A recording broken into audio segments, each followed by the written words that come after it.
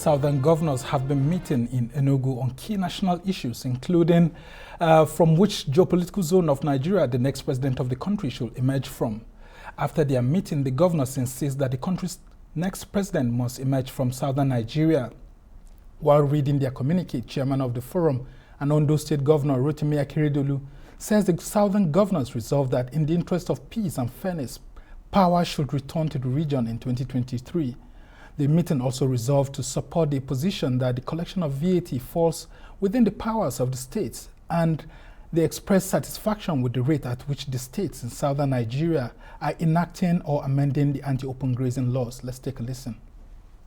The meeting expressed satisfaction with the rate at which the states in the southern Nigeria are enacting or amending the anti-open grazing laws, which align with the uniform template and aspiration of southern governors and encourage the states that are yet to enact the law to do so expeditiously.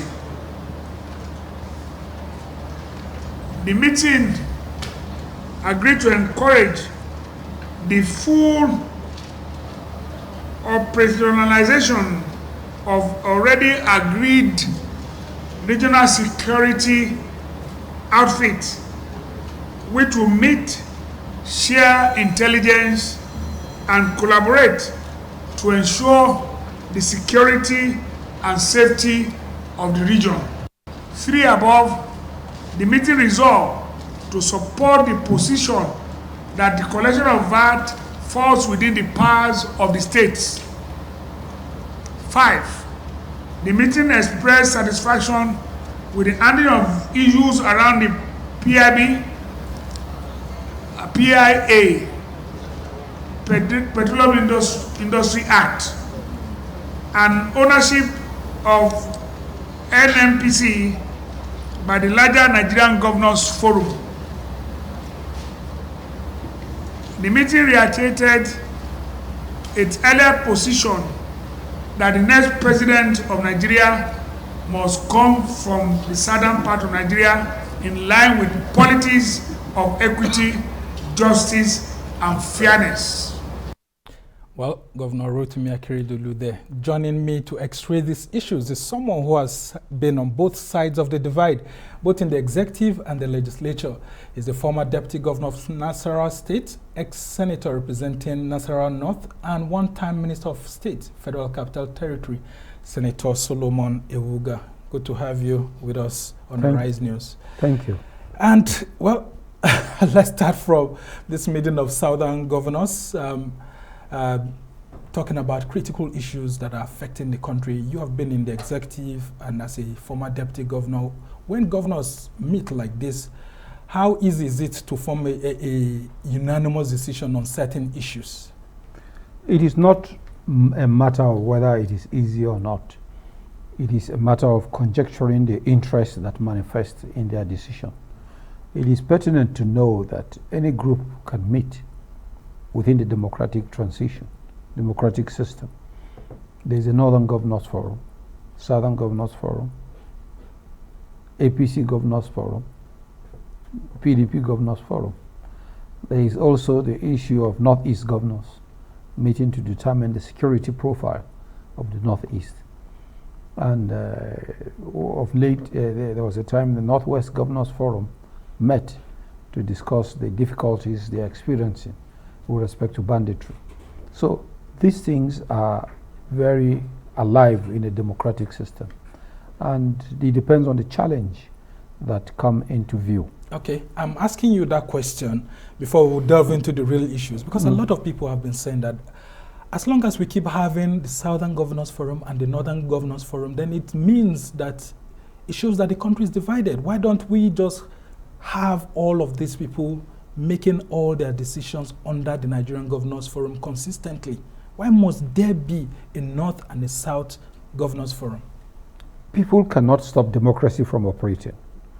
And it is a free will that we are deciding on how they meet.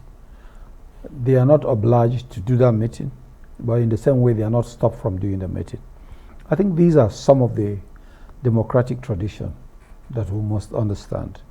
we are not operating under a military system where they are given orders not to. Well, no, and like I've explained to you, all the bases of relationship exist across any border that people so want to meet. I think this is where these things are. And people should not raise any hairs about it. Whether it could cause division consistently when you have southern governors meeting and northern governors. Okay, when I come to the meat of the issue, they are insisting that the next president of Nigeria should come from the southern part of the country, since the north has completed its 8 years under an APC administration. And a lot of people are raising questions. If they shouldn't have thrown that decision to the political parties, why are the southern governors insisting that it should come from the south and addressing the electorate from that perspective? Shouldn't it be that they should have addressed the major political parties or even all political parties that we are appealing, not that we are saying that it's a must? There's always a fundamental attitude towards the need for you to establish any position. Power is one of them. And groups would always want to assert their position. And if the southern governors present that as their own situation, no one can force them. That is the wish they would want to. They want to be seen to be breathing within the Nigerian political space. And if that political space grants them the dispensation to make a demand, that we should accept as being part of the request they want to put before the Nigeria. It's a constitutional requirement. Yeah, but we saw one of the governors from that zone, Governor David Umahi, saying that, look, from the projections being made by the Southern Governors Forum, it looks like even some major political parties that have governors seem to be playing a different ball game. Like he was insisting that the People's Democratic Party governors are just toying with the idea of a southern presidency, because from their body language, a lot of them are fighting towards a northern presidency in that party. How justifiable is that comment of his? That's why I said this discretionary provision cannot be removed. And body language does not finally attenuate into a decision. But in a political system like ours, anybody, including bodies like the Governors Forum, can decide to raise a situation that he feels will accelerate the process through which he can attain power. And that's what they're doing. And do you support the call for power shift to the south? Everything must be based on the way the objective situation presents itself. In 1998, when PDP presented President Obasanjo, they had made their analysis. They wanted somebody from the Southwest who had a national ethos to present as a basis for which to create a presidency from the Southwest. 2, it will overwhelm the limited problem created by June 12th, that Abiola didn't get it, and so Southwest feels neglected. 3, Obasanjo is a nationalist, one of the very few nationalists. 3, he has the capacity. So all those things come into play. And do you foresee that coming into play at the moment? Well, which is making the call for agitation for a southern presidency louder? The personalities will justify the position. At the end of it all, you must put a dressing into the right person. Whatever you dress and is not right does not work. And some people have said that this zoning issue is killing the idea of merit in the country, because Nigerians want a leader who can unify all parts of the country, irrespective of what part of the country the person is coming Evidently, I could easily request that, being from the North Central, I would want a president from the North Central. You will say the military rule presented IBB and Abdul Salam, but we want also to be in the democratic tradition and a dispensation. So the North Central must present its own candidate. It's the way we strengthen our position. And profile it through a personality that creates the value addition that will ensure that whatever is presented is loaded with value. And so whatever merit comes up with capacity. I'd love to have a capacitated person from anywhere in the country. Okay, just hold on there while we go on this short break. When we come back, we'll continue that conversation. You're still watching This Week on Arise News. Stay with us as we go on a short break.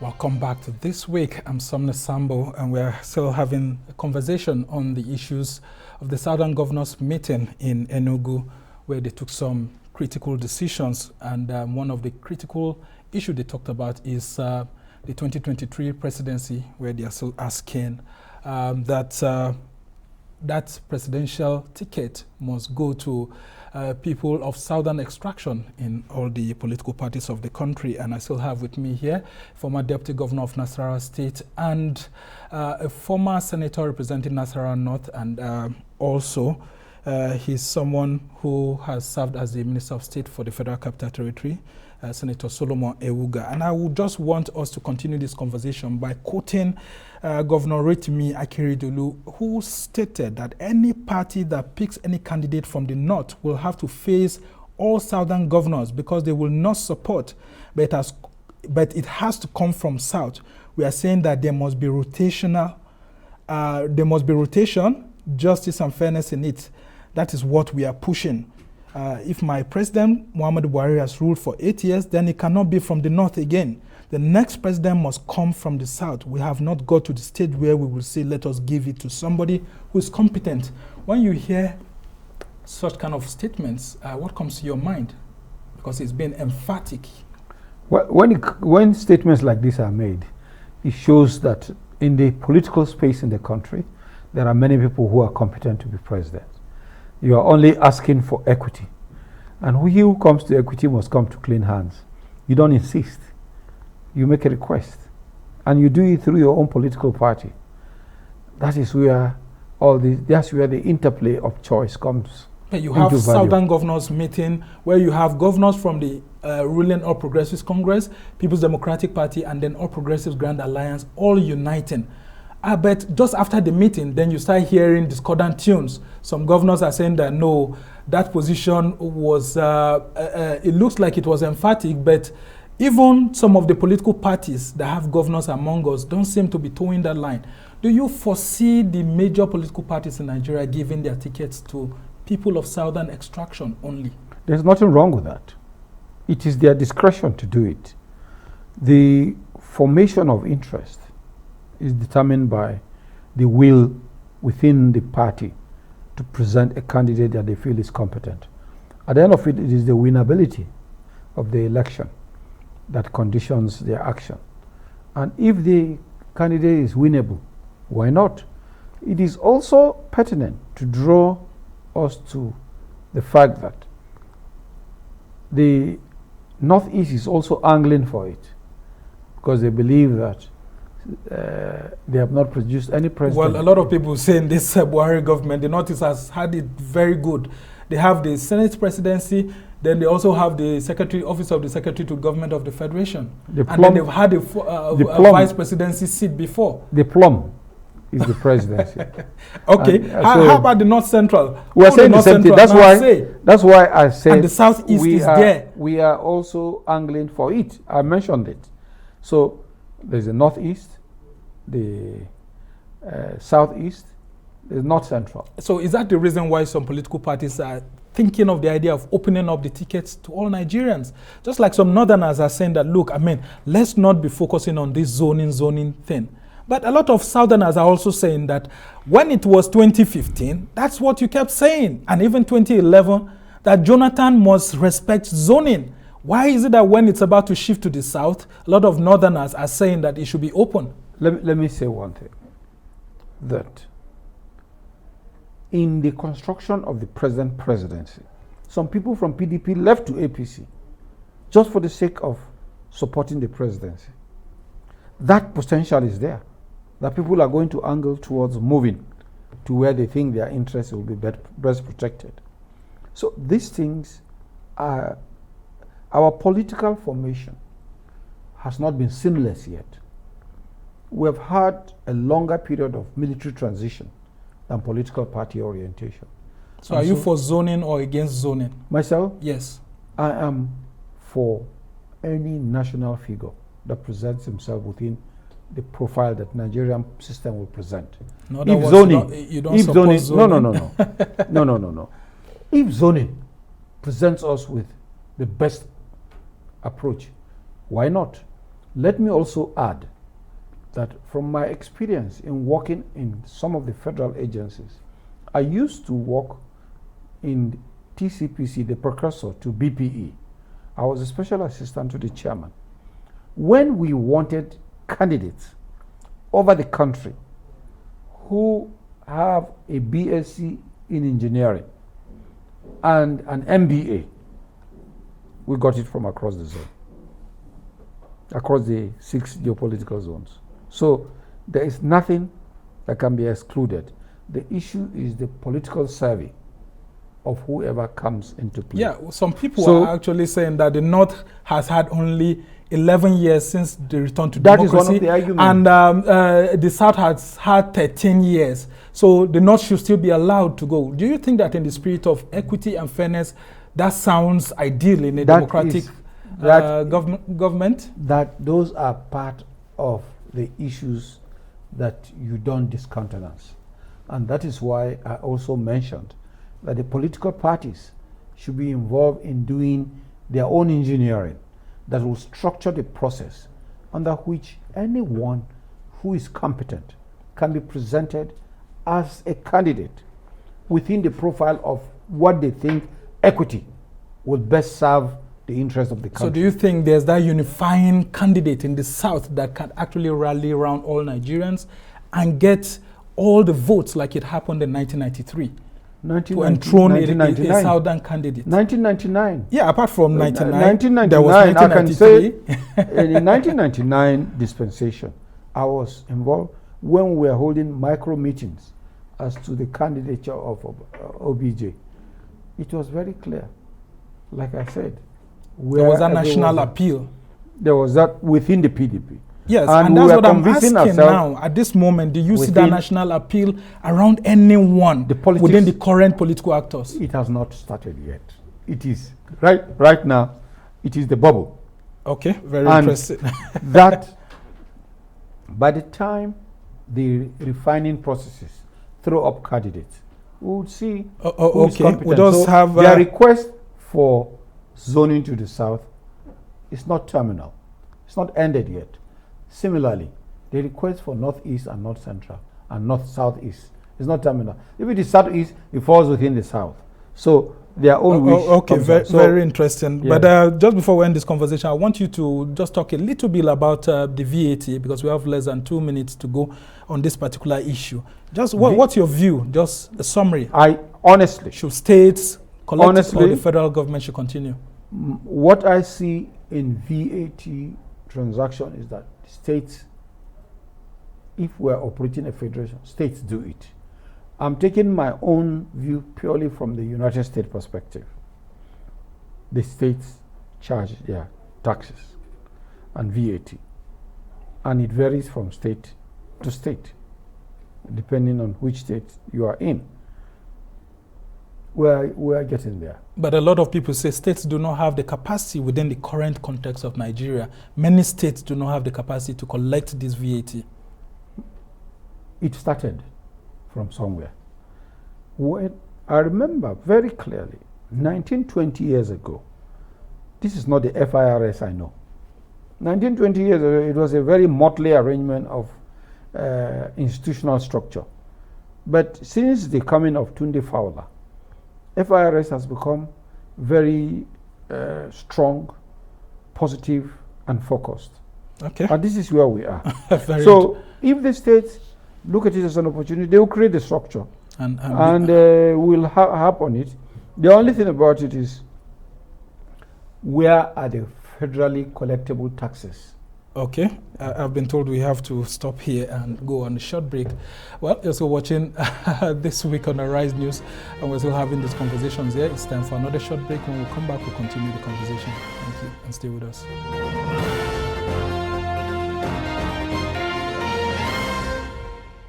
Welcome back. You're still watching This Week on Arise News.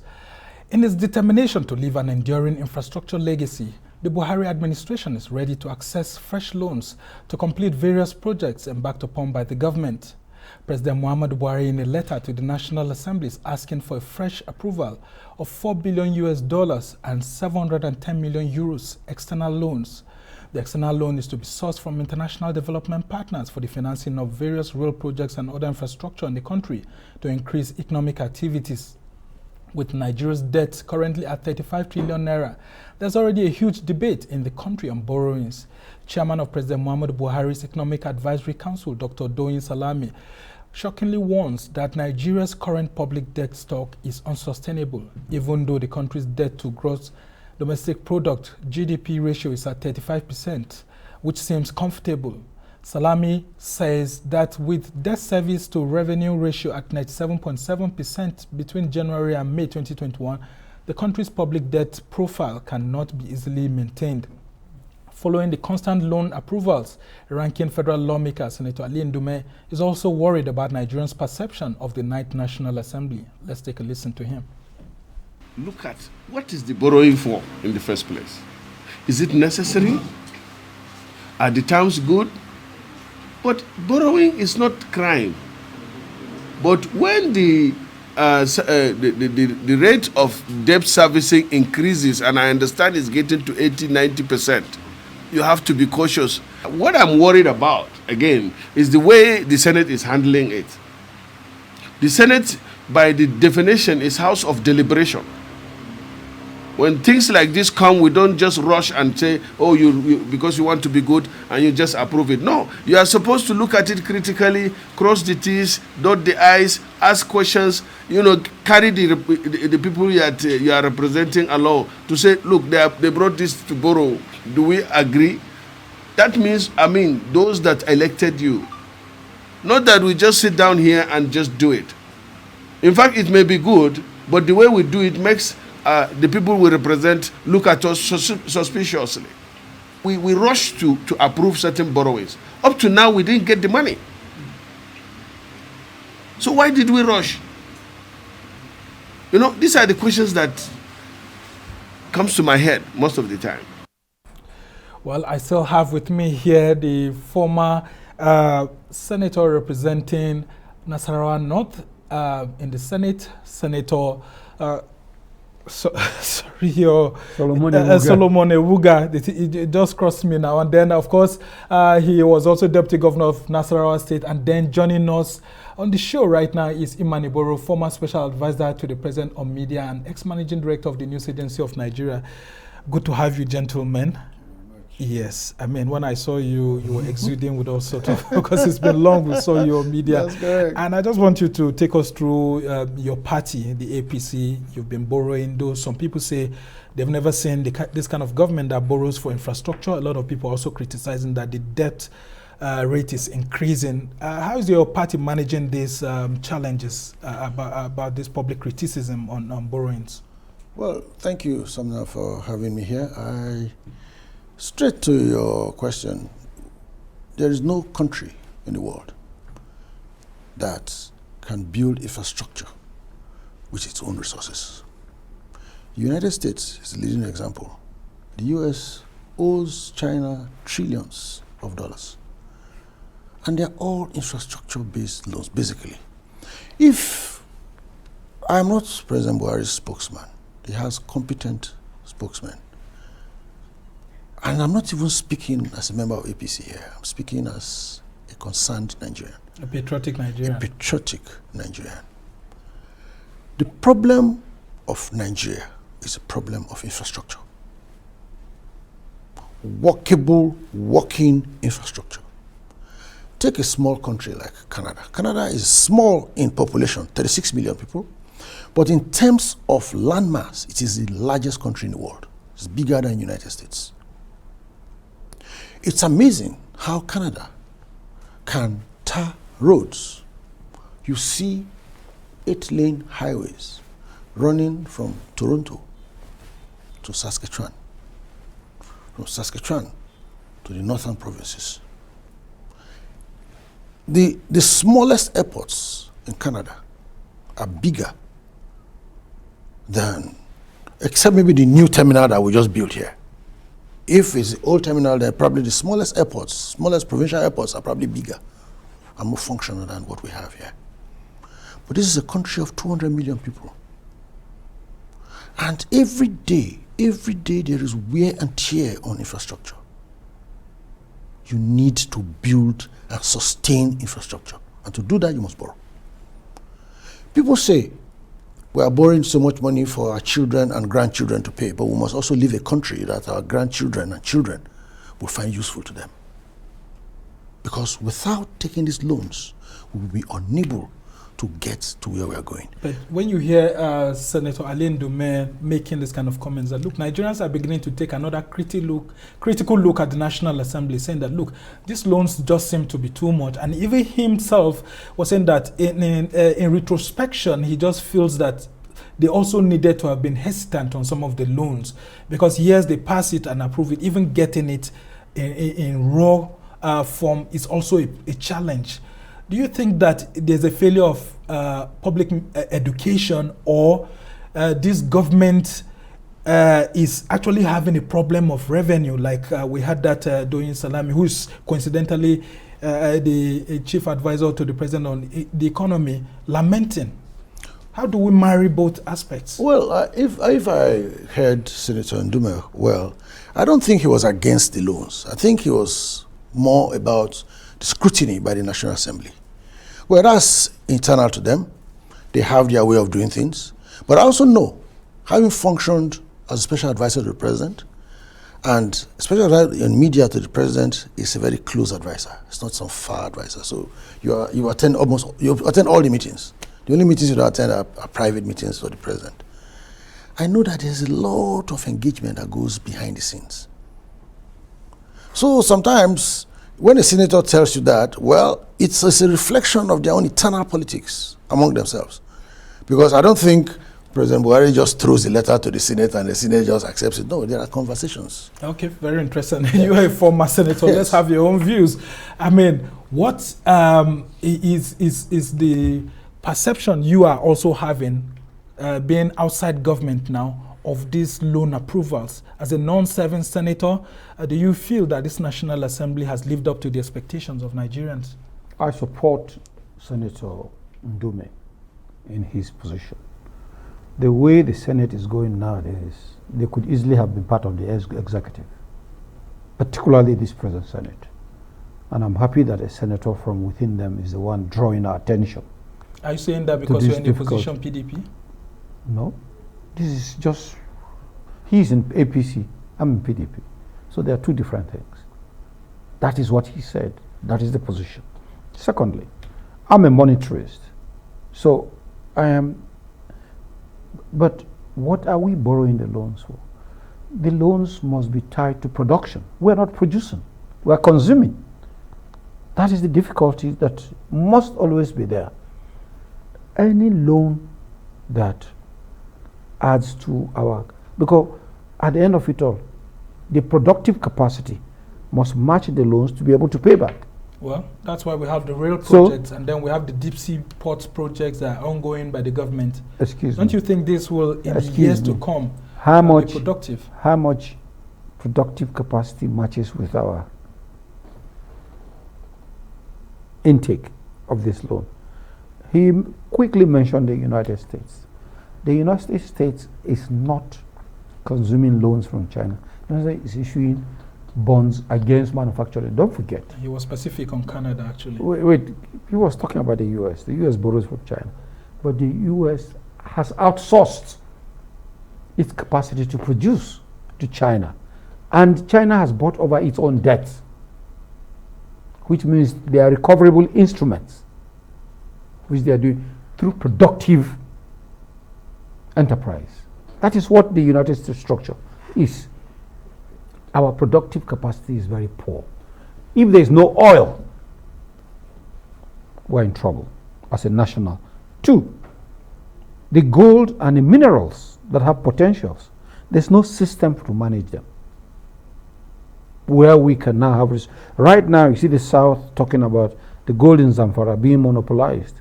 It's because there's no system on ground to manage the dispensation of value. So even what we have that could help in retrieving or covering up some of these loans are not systematized. Okay, the major problem here is actually the issue of revenue that, like Dr. Salami actually raised, the country is not earning enough revenues. The states are not earning enough revenues. How do we boost our revenue generation? Look, let me tell you, the challenge of Nigeria is that we don't tell ourselves the truth. And what's the truth? The truth is that we are running an unsustainable federal structure. Let me give you an example. Take Ekiti State, and there are others like that in this country. Ekiti State used to be a local government called Ekiti Division. The local government chairman, councillors, today it is a state with a governor, deputy governor, commissioners, state house assembly, local governments, and advisors. Advisors. Retinue of advisors. Look, how many states can survive if they say, go raise money, run your own state, and contribute to the center? Because that's how federations run. Just like the VAT debate is ongoing. That is how federations run. Run your place and contribute to common joint services at the center. How many states can survive? But today we still have agitations for new states because it is a pork barrel for debt to be shared. Nigeria is probably the only country in the world where 36 commissioners of finance gather in Abuja every month to share revenue. They should gather in Abuja to contribute revenue. And not to share. Not to share Very revenue. interesting perspective. Okay, let's talk about that revenue part as we try to round off this conversation. How do we ensure that even though this we can't but borrow, but ensure that our revenue goes up to service those debts, since he has said, and a lot of Nigerians agree, that we need critical national infrastructure? We must be a productive country in whatever capacity that we are in. If we don't produce, I mean, look at toothpick. Well, I was told last time that we are beginning to produce toothpick. We in are the country. beginning to, but what I'm saying Including is pencil too. yeah, exactly. So what I'm saying is the fact that the issues are too basic. In 1968, when Qatar Bridge was built, China had nothing like that in their economy. 68. Today, China constructs roads for us. Who is the aggregate beneficiary of the roads? The profits that are taken to China. We have not even developed the internal mechanism of being those to implement these projects. It has to be taken, and we invite for it. So, in terms of naira, in terms of value addition to those construction, the money, when you add the fact that the materials to use for the construction and everything, and the loan, the cost of the loans, the everything, the value of each dollar taken, spent in Nigeria, is less than 20 cents. Very interesting indeed. That is, you see, that is where part of the problem. The last thing, see, please, it's important. It's important to also know that unless there is an aggregate wealth generation from these loans in a manner that we will say the U.S. is borrowing money. Who are the people doing the job in the U.S.? Okay, I'm afraid 80-90% of them are U.S. companies. I just have to stop you now because we have to go on this very short break before we come back, and I can tell you that the National Assembly has a lot of work cut out for it. Just stay with us, and when we come back, we'll continue on another issue.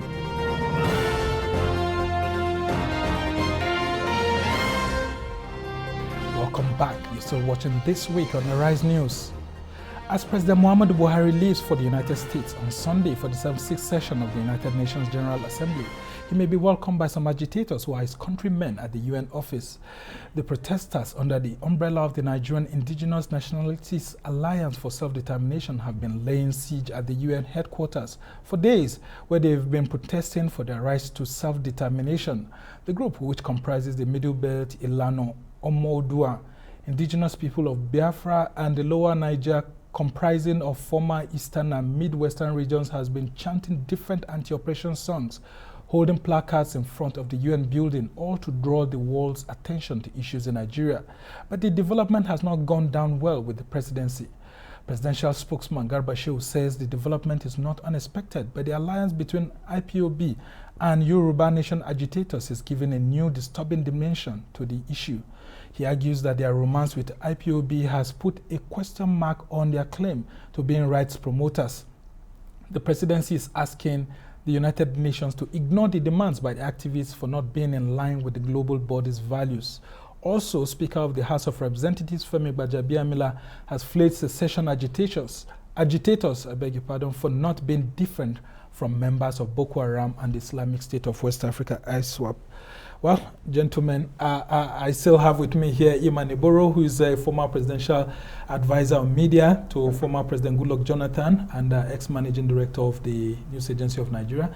And then I also have Senator Solomon Ewuga, who is a former deputy governor of Nasarawa State and also a non-serving senator who represented Nasarawa North and a former minister of state for the FCT.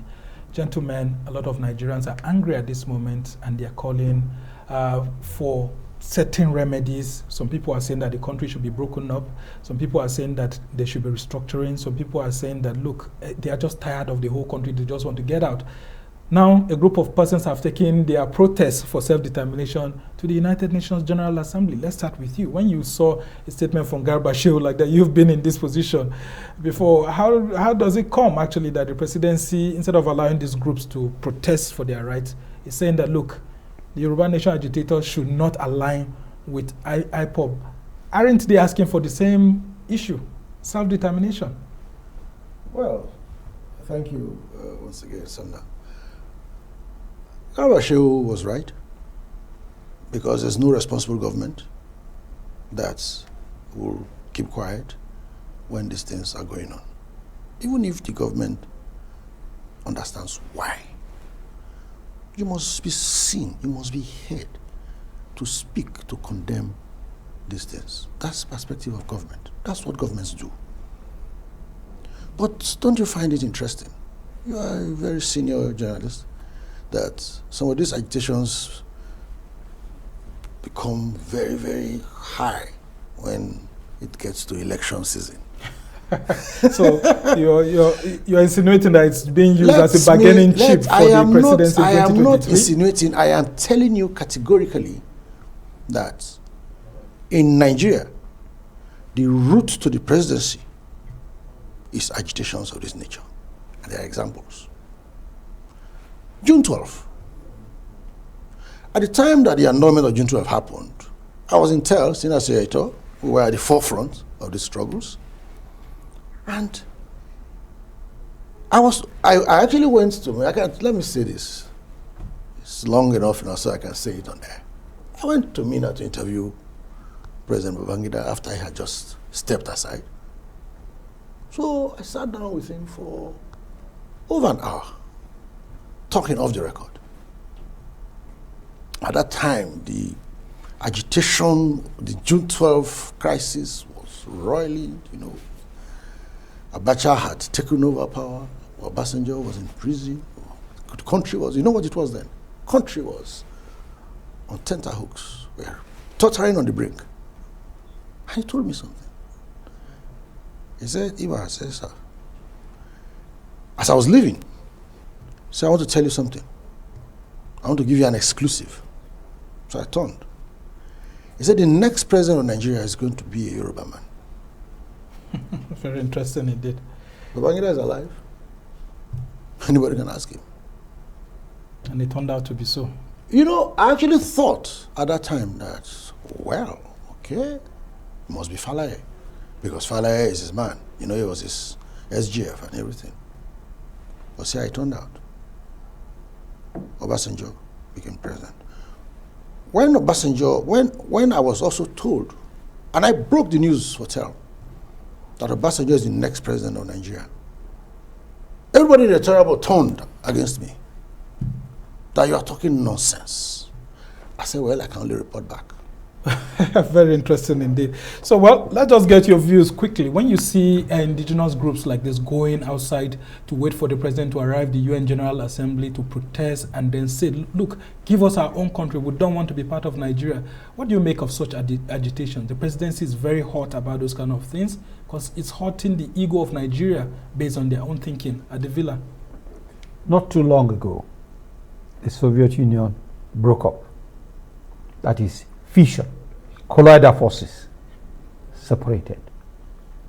Europe was fusing as Soviet Union was splitting. EU. Fusion. So it's the science of fusion, science of fission. Fission is bang and split. Now Britain has just broken out of EU. These are normal in the course of every democratic tradition. Does it mean our government is not listening more to people at home? That's why they are taking this agitation abroad? See, whether it is abroad or not, when Soviet Union was collapsing, the US formed the International World Information Order. George Bush, number one, was the one in charge of that project as vice president. Don't forget, he came into the presidency from CIA, which project he had been managing. When Soviet Union was breaking up, we were seeing it on television at the square, at the Red Square. So what am I saying? There is nothing that is unusual about what is happening. So should our government listen more to Nigerians? That is you see, the government must be involved in more of their processes of seeing that the internal mechanisms are adjusted towards increasing the level of fusion that we have. Once it becomes externalized, then you have collider forces. That is the fission. So these things have been existing from world. In 1815, when Metternich said that Germany was a piece of sublime mysticism, that is how Germany unified. Okay. In same thing, Garibaldi led to the unification of Italy in 1870. So these processes are normal. But what brought about those fusions? What brought about the... I've been told I have less than 60 seconds to go. Just very quickly, gentlemen. Yes. When Nigerian groups go outside the country to seek the UN's interference, what would you expect the UN to do to these agitators' request at the moment? Well, since Nigeria is a sovereign country. Well, United Nations will take note of it, and if the issues are strong enough, we'll note it and put it as part of the course of work it has to do.